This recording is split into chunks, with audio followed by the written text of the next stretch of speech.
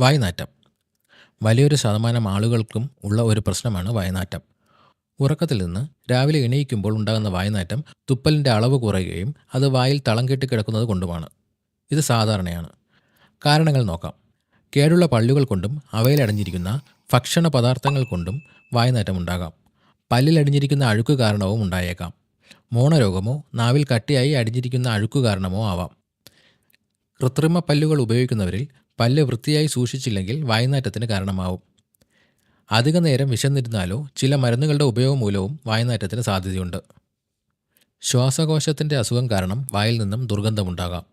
കൂടാതെ തുപ്പൽ ഗ്രന്ഥിയിലെ അസുഖങ്ങൾ, കരൾ രോഗം, വൃക്കയുടെ അസുഖങ്ങൾ, വയറിലെ ദഹന സംബന്ധമായ അസുഖങ്ങൾ, പ്രമേഹം എന്നിവ കാരണവും വായ്നാറ്റം ഉണ്ടാകാൻ സാധ്യതയുണ്ട്. പ്രതിവിധികൾ നോക്കാം. മോണരോഗം ഇല്ലെന്ന് ഉറപ്പുവരുത്തുക. പുകവലി, മദ്യപാനം എന്നിവ കുറയ്ക്കുക.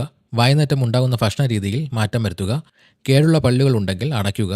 പല്ല് തേക്കുമ്പോൾ നാക്കും വൃത്തിയാക്കാൻ ശ്രദ്ധിക്കുക. ഇതുപോലെയുള്ള ഹെൽത്ത് ടിപ്സിനായി ഈ ചാനൽ ഇപ്പോൾ തന്നെ സബ്സ്ക്രൈബ് ചെയ്യുക.